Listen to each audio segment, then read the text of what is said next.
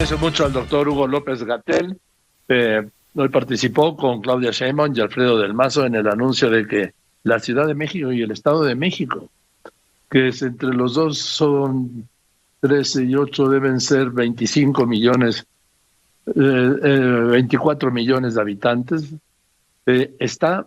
Estamos ya, de hecho, a partir de mañana en semáforo rojo hasta preventivamente el 10 de enero. Hugo, ¿cómo estás? Buenas tardes.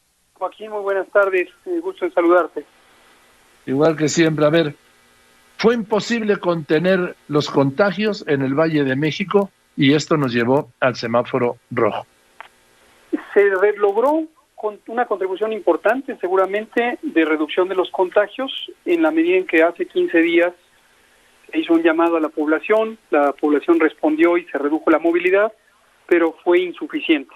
Falta redoblar esfuerzos, falta tener una mayor reducción de la movilidad en el espacio público, especialmente en previsión de las siguientes 3 semanas, que son las semanas de asueto para muchos de los empleos o para actividades sociales de manera tradicional. Y aquí lo que importa es que estas congregaciones que ocurren en el espacio, ya sea público o privado, se disminuyan al máximo para disminuir los contagios, las hospitalizaciones y desde luego para salvar vidas. Sí, porque yo entiendo el esquema del promediar el número de camas del país para decir que no se ha rebasado, pero hay lugares donde, por ejemplo, los hospitales privados en la Ciudad de México están todos saturados ya. En el sector público, el Instituto Nacional de Enfermedades Respiratorias estuvo saturado. El GEA González, también el Hospital General. Hay otros también saturados, ¿verdad? Es correcto. Nosotros presentamos desde hace muchos meses la ocupación hospitalaria general para cada entidad federativa, además de que obviamente hay un indicador general para todo el país, pero en cada entidad federativa vamos anunciando cuál es la ocupación hospitalaria. En lo individual, cada hospital puede llegar a saturarse y en el sector privado de salud existe una capacidad muy limitada. Y también existen preferencias de orientación de uso de las camas, y algunas corporaciones hospitalarias desde el inicio han restringido la cantidad de camas que destinan a COVID, o incluso algunas ni siquiera atienden COVID, y eso reduce sustancialmente las posibilidades de hospitalización de las personas que suelen acudir a hospitales privados. Pero, por ejemplo, el Centro Hospitalario ABC destinó el campus observatorio todo a COVID. Y tengo entendido que en este momento ya está lleno esa capacidad. Sí, está saturado. Desde el lunes me dijo el doctor Francisco Moreno que ya estaba saturado, que llevaba varios días saturado. ¿Qué se ha hecho mal, doctor López-Gatell? A ver, vamos a intimar, ¿sí? ¿Qué se ha hecho mal en esta pandemia? Lo primero que tenemos que entender, Joaquín, y es muy importante salir de esta reacción de negación que a veces tiene la ciudadanía, que la vemos manifiesta por la poca percepción del riesgo, y esto a su vez se refleja en la conducta que tienen todavía muchas ciudadanas y ciudadanos que no usan sus cubrebocas, que salen a la calle, que realizan fiestas. Esto es un fenómeno mundial, no es exclusivo de México. Lo vimos en Alemania, lo hemos visto en España, en Italia, en Reino Unido, en Francia, etcétera. Entonces, hay una parte que es entendible, es finalmente la conducta social de la humanidad, que está fatigada por tantos meses de un fenómeno que pone en riesgo la salud, la vida, y que ha causado tanto daño.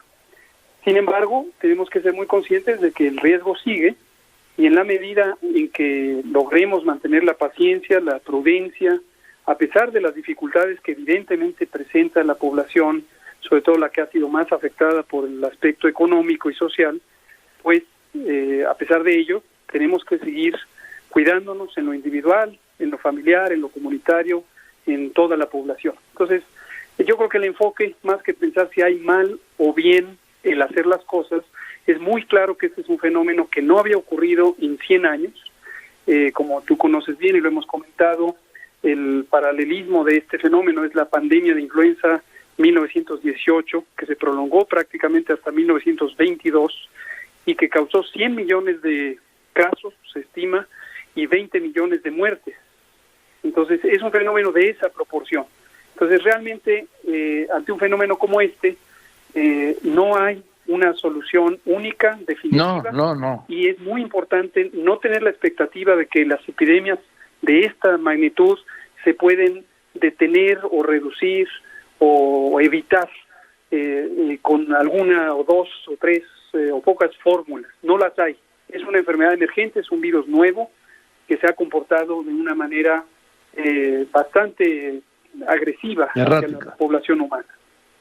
Ahora, doctor López-Gatell, ¿te acuerdas que hablamos de que se iba a hacer una comisión que iba a investigar, como lo mandó a hacer la OMC, para revisar cómo había actuado la Organización Mundial de la Salud ante la pandemia? Alguna vez hablamos y tú me dijiste que sí, que iba a haber una comisión investigadora de cómo se actuó en la pandemia. ¿Ya se formó o todavía no? Hay tres, hay dos a nivel mundial, y algunos países hemos tomado decisiones para tener un ejercicio de reflexión también a nivel nacional. Te comento sobre estos.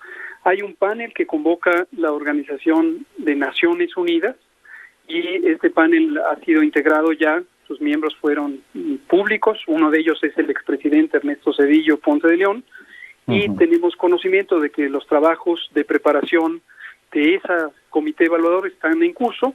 Ya hemos recibido, el Gobierno de México hemos recibido la invitación para tener entrevistas y presentar documentos a ese panel, y el ejercicio se hará, según entendemos, para todos los Estados miembros de la Organización de Naciones Unidas. Después tenemos otro panel que se llama el Comité de Examen de la Organización Mundial de la Salud.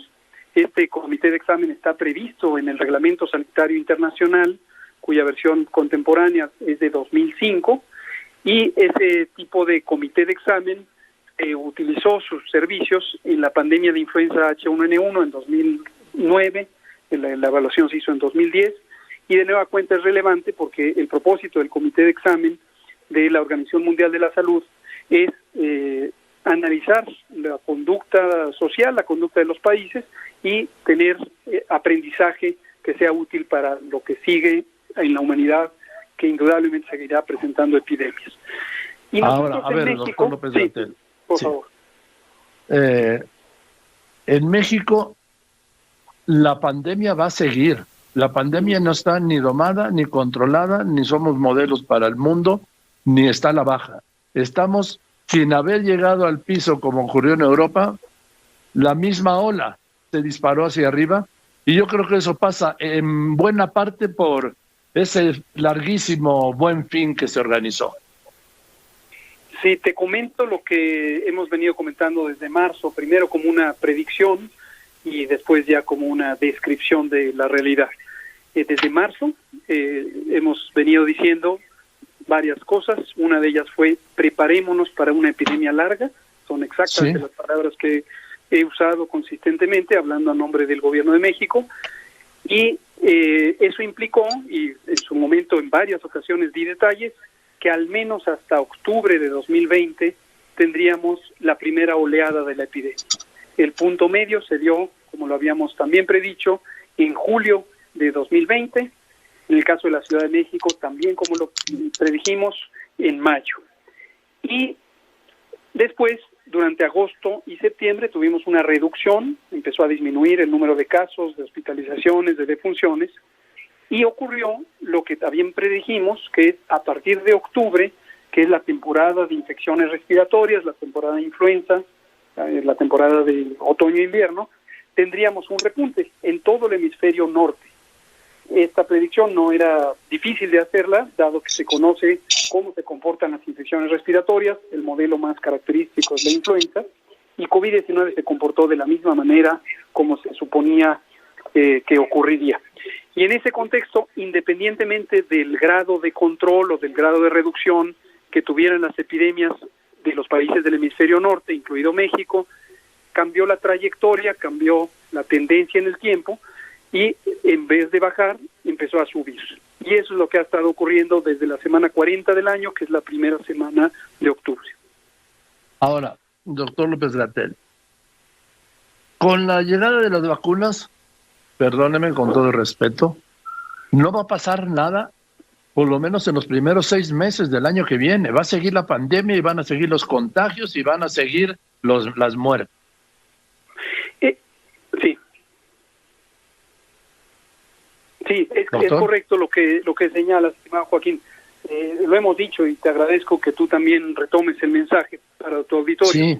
No debemos pensar que porque empieza la vacunación ya se acabó la epidemia. Y esto nos preocupa especialmente la percepción que pudiera tener algunas personas que de por sí han tenido una baja percepción del riesgo, de que supongan que porque ya se inicia la vacunación ya hay que descuidar la sana distancia, el cubrebocas, el lavado de manos y demás medidas.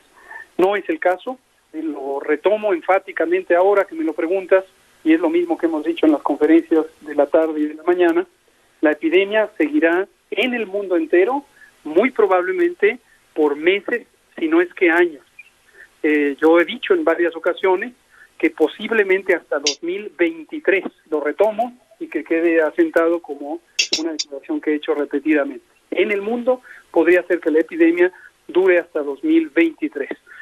Sin embargo, en los países que nos hemos anticipado a lograr tener vacunas, es muy esperable y deseable, por supuesto, que disminuya la velocidad de los contagios y que empiece a reducirse la propagación del virus en la medida en que se alcancen niveles altos, es decir, porcentajes altos de cobertura de vacunación contra COVID. Ahora, el otro día, a ver, yo me quedé con una duda. Yo no te lo oí, pero lo leí, que habías mencionado que se iban a aplicar un promedio de 8,000 vacunas diarias. Es correcto, Joaquín. Calculamos, dado que se trata de un programa de vacunación universal y gratuito además para toda la población mexicana, y que ya se han hecho los contratos y convenios que nos van a llevar a poder tener la cantidad suficiente para toda la población mexicana, necesitamos tenerlo eficientemente, necesitamos acelerar el paso lo más posible.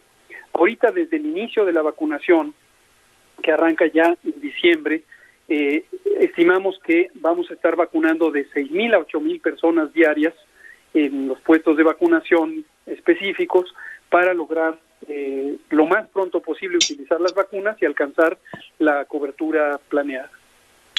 A ver, doctor, si estamos hablando de 8,000, voy a ir al nivel optimista, de 6,000, 8,000, 8,000.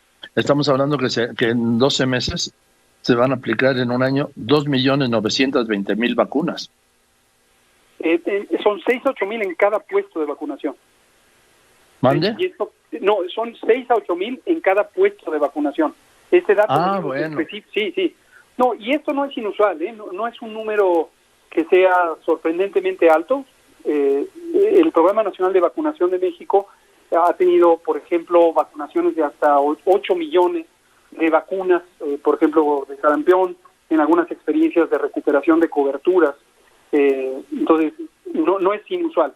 Ahora, ciertamente el volumen de vacunación que requiere todo el conjunto de la población, ese sí es inusual en México y en cualquier otro país que planee tener vacunación universal. Como eres el médico del presidente, según ha dicho el presidente, ¿no sería bueno que se vacunara el presidente? El presidente definitivamente está considerado. Ayer comentaba en otra entrevista que hay 3 enfoques por los que el presidente debe vacunarse. La primera es como persona, y dada su edad, se conoce públicamente también que él padece hipertensión, entonces tiene que vacunarse. Ese es un criterio. El otro criterio es, desde luego, es el primer mandatario del país, es el jefe del Estado, y evidentemente eso lo convierte en personal estratégico de interés público y por lo tanto debe ser protegido para beneficio de toda la nación mexicana, independientemente del beneficio directo que se pueda tener para él. Y lo tercero es su propia voluntad. Él ha expresado ya que con mucho gusto se va a vacunar. Como es una persona muy generosa, él no pretende anticiparse a cualquier recomendación que sea estrictamente emanada de la política de vacunación que surge del área técnica. Pues yo creo que eso, mire, eso Luego lo que pasa es luego al presidente le sale lo López Obrador, ¿sí? Dice, no, yo en junio, cuando me toque. A ver, con las actividades y el contacto personal, que ahí sigue saliendo en grupos y en reuniones sin cubrebocas, porque pues no hizo caso, ni a ti, ni a mí, ni a nadie, ¿sí? Yo creo que no es un asunto de influencia, es un asunto de salud, es un asunto incluso de seguridad nacional, doctor López-Gatell. Es correcto. Esta noción del personal estratégico de interés público, precisamente en el caso de del primer mandatario, desde luego, pero de varios otros, se enmarca dentro de la seguridad nacional. Y el presidente va a ser vacunado. Pero va a ser vacunado ya, no van a esperar a que él quiera, ¿no? Bueno, él es una persona muy razonable y tiene conciencia de los acontecimientos y obviamente de las decisiones técnicas. Recordar que él fue el único mandatario en el grupo de G20 en la reunión de abril pasado, que dejó muy en claro que en México la conducción de la epidemia se hace a partir de la capacidad y experiencia técnica de quienes conocen el tema, y él va escuchando y atendiendo las recomendaciones. Pero pues a veces no es muy sensato en lo que dice o en lo que hace. Yo quiero hablar de lo que hace, por ejemplo, no usar el cubrebocas. Y ya no quiero entrar en esto porque a mí, después de 116.487 muertos y después de 1.289.298 casos confirmados, me parece que estar discutiendo a estas alturas de si el presidente se pone o no el cubrebocas, ya me parece ocioso, porque él no quiere ponérselo y no se lo pone. Por eso digo que es de ideas fijas, por decirlo así. Y mira, por cierto, acabamos de recibir un documento muy interesante que te voy a compartir. Es un estudio del Imperial College of London, una muy prestigiosa universidad de Londres, con una de sus áreas de mayor experiencia es precisamente las epidemias, la epidemiología, y es un estudio que de varias naciones del mundo, de muchas, y es muy interesante que encuentran que México, junto con otros 7 países asiáticos, entre los que está Singapur y Corea y Japón, no recuerdo los otros 4, junto con ellos México, somos de los países que tenemos el mayor porcentaje de uso de cubrebocas. Entonces, contrario a lo que algunas personas en México perciben como una preocupación importante, la evidencia muestra que en México se usa el cubrebocas en proporciones significativamente altas. Yo lo uso, doctor, las veces que salgo. Cuando empiezo aquí el programa me lo quito, obviamente, pero lo hago con un afán de que yo consiga que una persona que no usa cubrebocas se lo ponga, ya por eso me doy satisfecho. Y ahora, si esa única persona fuera el presidente López Obrador, sería extraordinario para contener los contagios, porque millones de sus seguidores que lo ven a él sin cubrebocas, ellos tampoco lo usan. Pero en fin, de ese tema ya lo hablamos, doctor. A ver, ¿qué es lo que cierra o qué es lo que queda abierto? ¿Qué es más fácil de entender? ¿Lo que cierra con el semáforo rojo o lo que queda abierto, doctor López-Gatell? Es más fácil hablar de lo que queda abierto, porque es la minoría de las actividades. A ver. El precepto básico es cierra todo, excepto. Y el excepto son los siguientes elementos. Número 1, venta de alimentos sin preparar y preparados, pero solamente en la modalidad para llevar. No se va a permitir que haya consumo de alimentos en el local. El segundo es los sectores de energía, transporte, manufactura, salud, servicios funerarios, construcción, el sistema financiero primario, telecomunicaciones, tanto el servicio como la cadena de proveeduría, y en todos estos casos se necesita que cumplan las empresas los lineamientos de seguridad sanitaria en el trabajo que emitimos al inicio de junio, cuando pasamos al proceso de la nueva normalidad, y que se regulan de acuerdo a un mecanismo de supervisión que tiene el Instituto Mexicano del Seguro Social. Ese es lo segundo. Lo tercero son, desde luego, la venta de medicamentos y la cadena de proveeduría, en general medicamentos y servicios farmacéuticos. El cuarto es talleres, reparaciones, refacciones de maquinaria, equipo de autotransporte, etcétera, por su importancia también en la funcionalidad social. Y lo quinto y último es el gobierno, específicamente el servicio tributario, seguridad, obra pública, agua y los servicios necesarios para la operación del propio gobierno. Esas son las que quedan abiertos, todo lo demás cierra, y la duración del cierre es desde mañana, sábado 19 de diciembre, hasta el próximo lunes 10 de enero de 2021. Y recomendamos de manera específica y enfática evitar fiestas, posadas, reuniones familiares, congregaciones, aunque sean en el espacio privado, que superan 10 personas o más. En general las consideramos de alto riesgo. Un poco para tener la referencia básica, solo reunirnos con la familia que reside en nuestra propia vivienda. Puede ser una, puede ser dos, pueden ser pocas personas, pero en general no son familias extensas, y siempre que conviven de manera cotidiana. Doctor, los supermercados van a estar abiertos, ¿no? Sí, qué bueno que lo señalas, porque también a veces ante este tipo de anuncios, nos ha pasado en las distintas entidades de la República que cierran, surge la inquietud de hacer compras de pánico. Dejo muy en claro, está garantizado el abastecimiento de alimentos, de papel de baño, por cierto, de... Sí, que no sé para qué, pero bueno. Sí, digo, no sé, yo sí sé para qué, pero lo que no entiendo, que ya lo hablamos alguna vez, es los carros del súper llenos de rollos de papel de baño, ¿sí? Exactamente, no tiene sentido eso, el COVID no produce diarrea como manifestación más frecuente, y además no va a haber escasez de productos de consumo personal, incluida la comida y otros bienes de consumo común. Eso es muy importante. El tema, por ejemplo, en la Ciudad de México, de la ley seca, ¿a usted le convence o no?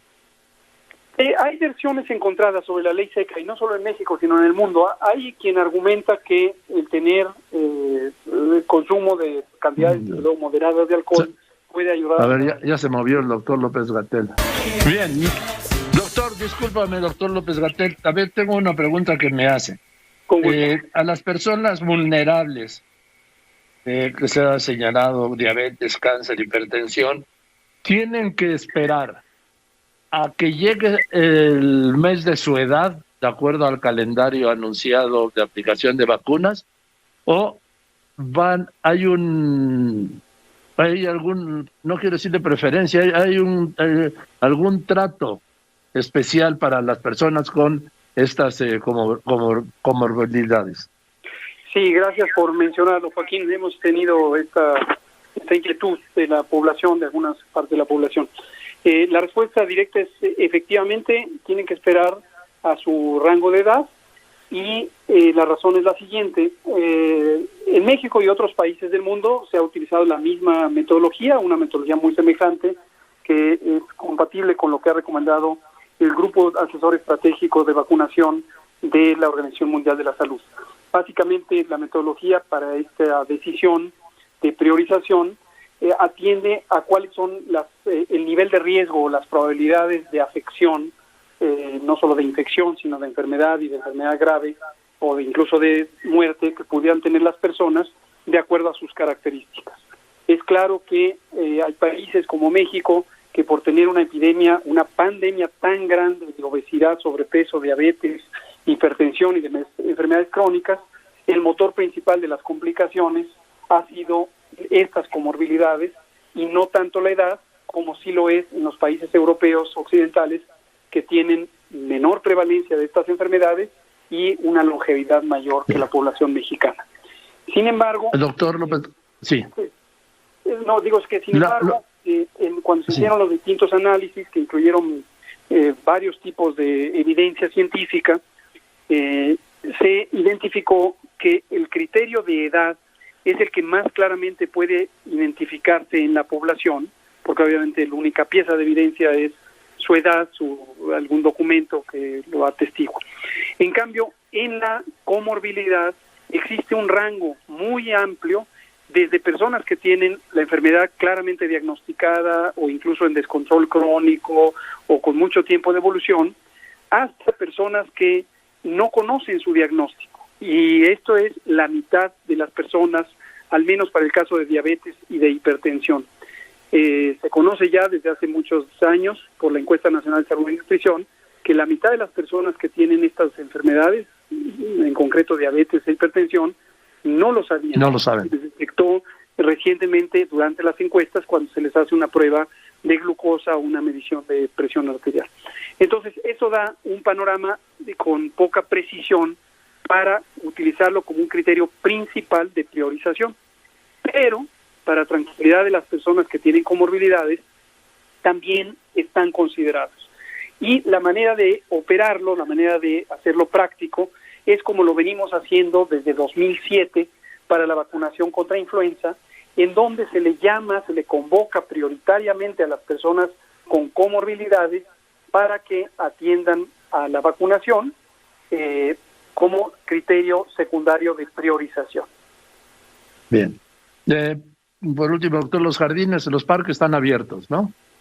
Los parques permanecerán abiertos, sin embargo habrá recomendaciones específicas que seguramente girará el gobierno de la Ciudad de México y el gobierno del Estado de México, en algunos casos a través de la acción municipal, en el caso del Estado de México, y de las alcaldías, en el caso de la Ciudad de México, para preferentemente poner restricciones de uso a los parques para que no sean centros de congregación, como lo hemos venido haciendo desde que empezó la Jornada Nacional de Sana Distancia. Bien, doctor López-Gatell, pues gracias. Ojalá esto funcione y ojalá esto haga que la gente se cuide más, porque yo estoy convencido de que el gobierno, el Estado mexicano a través del gobierno tiene la responsabilidad de atender a los enfermos, pero el contagiarnos es cosa de cada uno. Sí, totalmente de acuerdo, Joaquín, te agradezco también que eso lo enfatices. Al final del día, las decisiones sobre salir, no salir, moverse, reunirse, están en manos de cada persona, de cada familia, de cada comunidad. El margen de operación que tiene el gobierno en una sociedad libre, democrática, desde luego no podría llegar a un estado de sitio, a un estado de fuerza, porque se violentarían muchísimas realidades y derechos de un país libre y democrático. Pero si logramos que haya una conciencia, si logramos que haya esta percepción de la importancia de mantener las medidas de precaución para protegernos y proteger a los demás, creo que podríamos llegar a un buen estado de control de la epidemia. Bien, Hugo, te aprecio mucho el tiempo. Al contrario, yo espero que ojalá la semana que viene, que vamos a estar aquí todavía, podamos hacer algo, ¿sí? Podamos volver a hablar antes con mucho gusto, con mucho de esta gusto, vacación. Joaquín. Claro que sí, te lo agradezco. Gracias. Yo a ti. Un abrazo. Bueno, no, al contrario, es el doctor Hugo López-Gatell, subsecretario de Salud.